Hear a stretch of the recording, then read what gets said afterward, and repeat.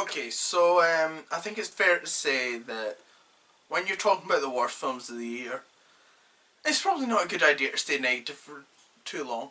And considering the fact that I do tear these films apart a lot, and most of them I do have reviews for. Well, not really. Two of them I have reviews for. Let's just get on with it. Now, before we start, remember I am in the UK, which means I haven't seen every film that came out in the US. Some films come out in the US before they come out in the UK. If a film came out in the UK in 2015 that came out in the US in 2014, it still counts. That's basically what I'm trying to say. Let's get on with it, starting with the honourable mentions. Terminator Genisys, they can't even spell Genesis right. Wow, this is going to be a great start. To be honest, Terminator Genisys wasn't that bad. It was okay. There was so many problems though. I don't understand why the film even exists, to be honest. That's really it. Matt Smith's in it. Cool. They tried to do something with the name, something clever with the name, trying to make it genetic system or something like that. Failed. Emilia Clarke, Sarah Connor was quite a good casting choice. Jai Courtney as Kyle Reese was a terrible casting choice. Next up, I had no idea how anyone's going to feel about this, but Fast and Furious 7, I hate it. I actually hated it. I've never watched the Fast and Furious film before, and I will probably never watch one again because I watched this film for Paul Walker, right? Because it was like he died, and it wasn't it wasn't fair. Put it that way. He was taken. He died through a car crash. So it was like, okay, fair enough. He never died of old age. It's like he was taken too early. So let's go and let's support this film. It's dedicated to Paul Walker. All that sort of stuff. People are like, oh, I was crying in the theatre in the cinema. And I was like, okay, cool. Right, okay, I'll go and watch it. And I was physics. I'm not even the guy that complains about physics, but physics took a hold of me, and I was just like, no, please physics. Watching this film, I slowly saw physics coming, like, just floating away from me. And that saddened me. Plus the characters were boring. It was like a really bad 80s film with no real charismatic characters, I'd say. No, like, fun action. It lacked the fun of an 80s like film, but it felt like an 80s film. It just felt like a bad one, put it that way. It felt like something you would end up watching with like Steven Seagal. Next up, Spy. Wow. I did not expect to hate this as much as I did. Which is weird because it's got so much praise. So it's getting praised as something like so special, and it really wasn't. It was like they've had spy films about the unconventional, overlooked spy, and it just it's nothing special. The good thing about it was Jason Statham, which I think he was quite good as like showing the whole stereotypes of spies and stuff like that. But other than that, it just wasn't funny. It was just a bunch of screaming at points, and I don't know. I just didn't find it funny. So many critics did, and I was like, what? And I really hated this film. Alright, final honourable mention, Spooks. The Greater Good. I don't even know if that's what it's called, but still, let's go for it. Yeah, I don't know much about Spooks at all. I saw Kit Harington in it, and I was just like, fair enough, let's go watch it. Like, why not? There was nothing else on in the cinema that day. And I was kind of bored. Like, well, to be fair, I was intrigued, but I felt the writing wasn't that good. I felt that the acting wasn't that good. Like, surprisingly, Kit Harington's was, I think, one of the best parts of the film. And I don't actually think Kit Harington's like one of the best actors around. And I don't know how he managed to do that. I think Kit Harington's just like the next step. He's just like 1 or 2 steps above Jai Courtney. And yeah, he just maybe got lucky with the role of Jon Snow. Because he does do that character really well. But he's not that great an actor when it comes to other roles. So it really shocked me when he was like the best performance. Everybody else just didn't seem like they wanted to be there, and I think that was the sad part.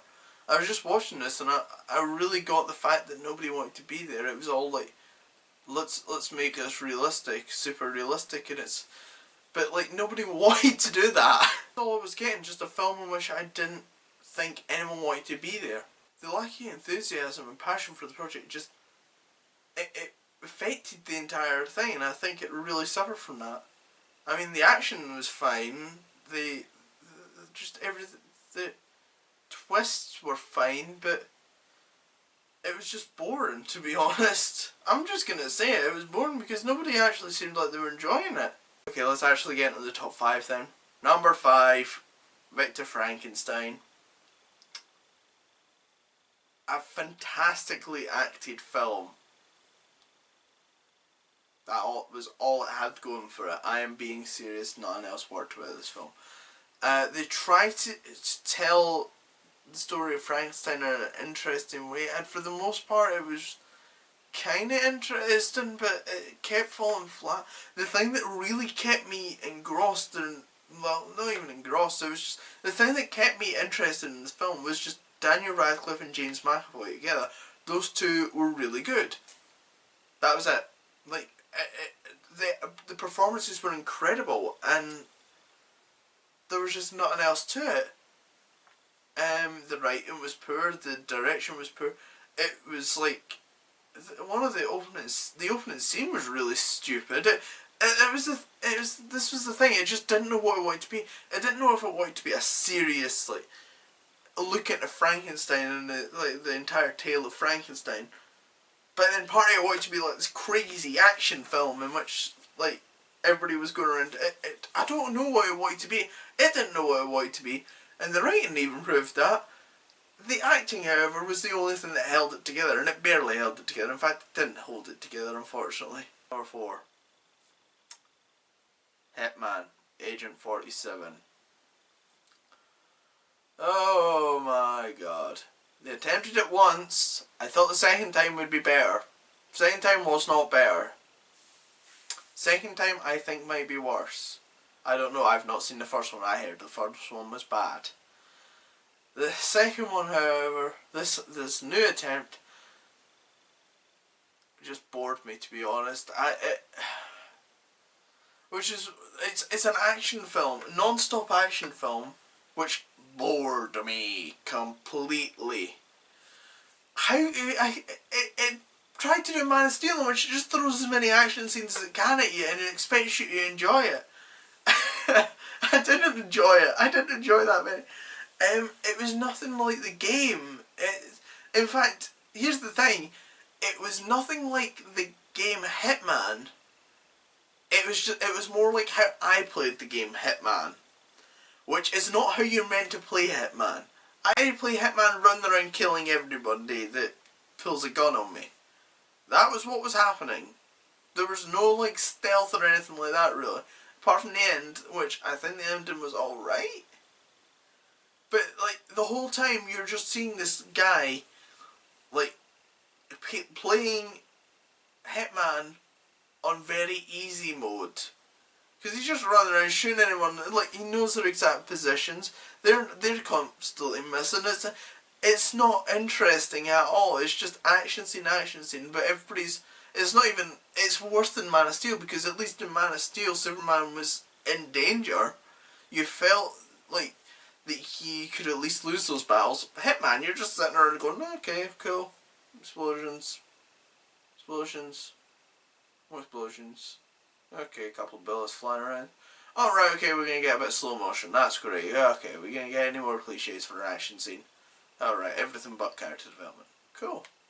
You know, it's scenes like you that give action scenes a bad reputation. And it had like a great cast. I actually thought the guy that played Hitman was really good, and the trailer made it look really good as well. I think the problem is they tried to overcomplicate it. What I originally thought Hitman was going to be was what was very intriguing about it, which was what got me into the cinema, was what made me think it was going to be really good, and that was the fact that it looked like Zachary Quinto was trying to avoid the hitman. He was trying to escort this woman out somewhere, and yeah, that would have been really interesting. Simple premise, but that's all you need for a hitman film. And no, we need to get this crazy over the top action film with the hitman on easy mode. Sorry, very easy mode. It's not interesting, it's not fun, it's boring, to be honest. I'm just going to say it right now. It's boring. Oh yeah, and physics took a backseat again. Yay! Number 3. Child 44.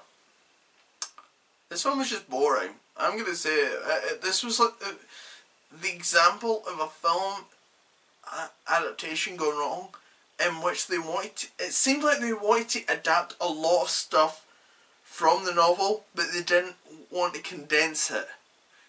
They just wanted to like have the novel. It was almost like they had the script, and the script was taken directly from the novel, and like there was nothing there. It became very dull and boring. Whereas like with a book, you have a lot of time.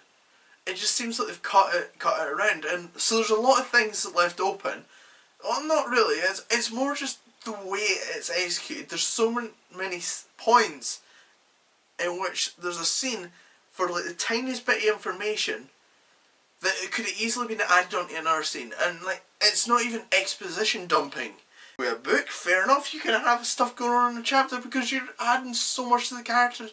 You have like 8 hours to explain why Frederick wants to go to the zoo. In a film, you have 2 hours. There's a big difference. Which is why everything's condensed into some scenes. And the performances are really good in Child 44. The premise is interesting. And it falls flat because of the writing, and just it was very uninteresting because everything happened at such a slow pace. To the point in which you're like, what was the point in that scene? We just needed that small bit of information, which could have been the other scene. It felt overly long. That's mainly the issue.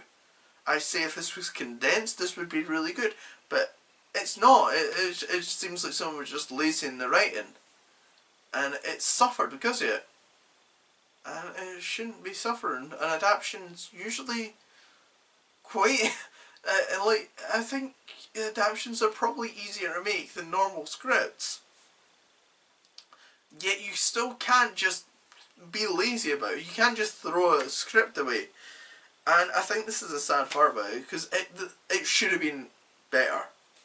I was really intrigued by the ideas in the story, and it just...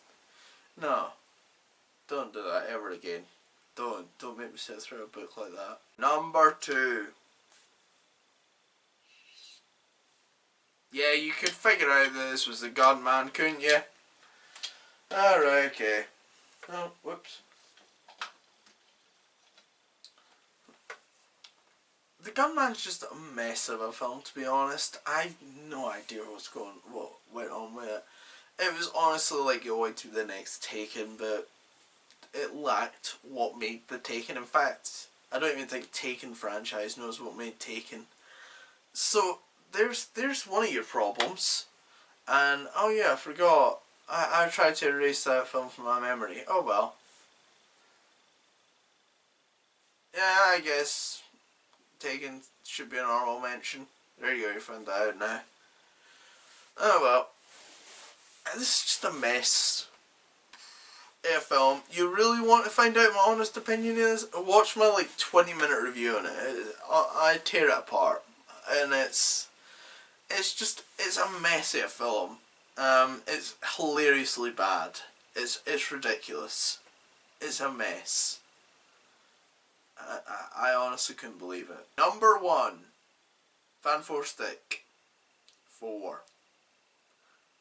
Yeah, I know it's just Fan 4 Stick, but I'm not even going to give it the credit to say Fan 4 Stick. I'm putting a 4 in it just to make them seem even dumber. Fan 4 Stick 4. What can I say that I haven't said already? This is a dreadful film. It's one of the worst superhero films ever written. And in fact, one of the worst superhero films ever made. In fact, probably one of the worst films I've seen for a while. And wow, I was sitting through it because I wanted to go and see this film. I was sitting through this film with guilt. Like, why did I invite myself to this? And then I realised, oh yeah, my friends are with me. Why did I invite them to see this mess? Oh cool, yay, let's sit down and watch this. It wasted my life. It wasted like so many hours of my life. Then again, I also did make a review for it, which I am actually quite proud of. So, there's a positive. And there we go, shameless advertising. Honestly, it's a 40-minute review on the entire film. I go from start to finish, what is wrong with it. And I think I missed out things. And I can't be bothered listing what's wrong with this film because everything's wrong with it. It is a mess. It is a horrific mess. And unlike The Gunman, this one's not funny. This one is just a straight up mess which you're sitting through and you're like, when's this gonna end? Like, what? It's you're sitting there and you're watching this train wreck, but it's happening in slow motion. And you're just, it's sad. You're like, why? You think all the people involved in the train, you just think everybody inside it they're collapsing. You're like, this isn't fun. This is just a waste of my time. Okay, maybe the train example's not a good idea because I just said watching folk. Technically, I guess watching folk that actually wasted time. But anyway, that's not relevant. Fantastic Four is just a mess of a film, and honestly, I can't really say much here that I haven't said already. So just watch my review for it. As always, remember to like and subscribe, and I feel like asking you a question. What is your top 5 worst films of the year? Yeah, just tell me. It's all good. We can go with group therapy together. Probably. Probably not, actually. Yeah. See ya.